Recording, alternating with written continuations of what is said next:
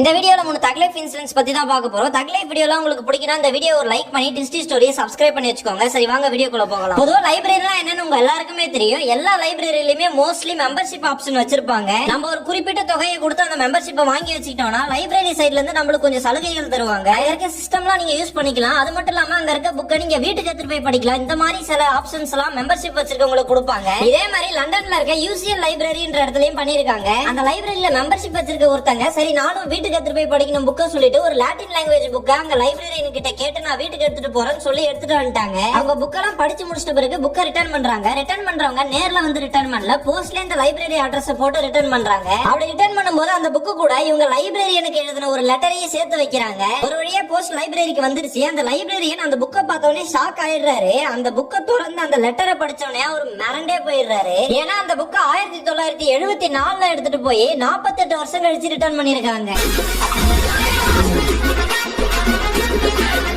அந்த லெட்டர்ல என்ன எழுதி இருந்ததுன்னா, டியர் லைப்ரரியன், இது 50 வருஷத்துக்கு முன்னாடி எடுத்துட்டு போனேன், ஆனா கொடுக்க மறந்துட்டேன். இப்ப ரீசெண்டா எங்க வீட கிளீன் பண்ணும்போது அந்த புக் எனக்கு எதார்ச்சியா கிடைச்சது. இதோட வேல்யூ இப்ப அதிகமாயிருச்சு. இது ஒரு ஆன்டிக், அதாவது ஒரு பழமையான பொருள் மாதிரி இது.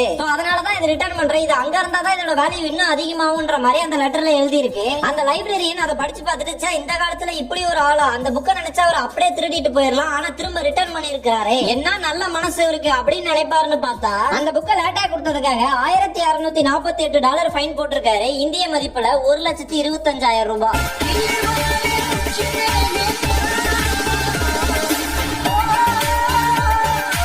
இப்ப இருக்க கவர்மெண்ட் ஸ்கூல்ல நிறைய ஆஃபர் ப்ரொவைட் பண்றாங்க. எப்படியாச்சும் பசங்களை ஆர்வத்தோட வந்து படிக்க வைக்கணும்னு. ஆனாலும் மக்கள் தான் பசங்களை கவர்மெண்ட் ஸ்கூல்ல படிக்க வைக்கிறதுக்கு இன்னமும் யோசிக்கிறாங்க. அங்க படிச்சா நம்மளோட பசங்களோட ஃபியூச்சர் போயிருமோன்னு. நம்ம நிறைய படத்துல சொல்லி பார்த்திருப்போம், எல்லா கவர்மெண்ட் ஆபீசரோட பசங்களையும் கவர்மெண்ட் ஸ்கூல்ல சேர்த்தாதான் கவர்மெண்ட் ஸ்கூல் நல்லா டெவலப் ஆகும்னு. இதெல்லாம் படத்துல மட்டும்தான் நடக்கும். நிஜ வாழ்க்கையில இதெல்லாம் சாத்தியமே இல்லைன்னு நினைச்சீங்கன்னா அதான் கிடையாது. கன்னியாகுமரி மாவட்டத்துல இருக்க எஸ்பி ஆபீசரான திரு ஹரிகிரண் பிரசாத்ன்றவங்க தன்னோட பையனை கவர்மெண்ட் ஸ்கூல்ல சேர்த்து இது நிஜ வாழ்க்கையிலேயே சாத்தியம் தான் ப்ரூவ் பண்ணி காட்டியிருக்காங்க.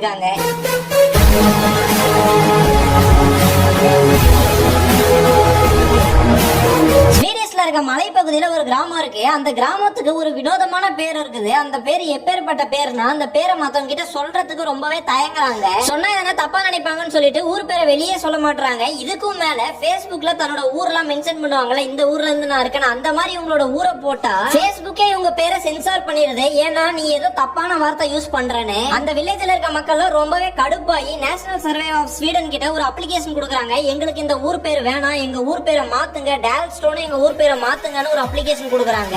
அந்த அளவுக்கு பாடுபடுற மாதிரி அந்த ஊருக்கு என்னடா பேர் வச்சிருந்தாங்கன்னு கேட்டீங்கன்னா நீங்களே பாருங்க.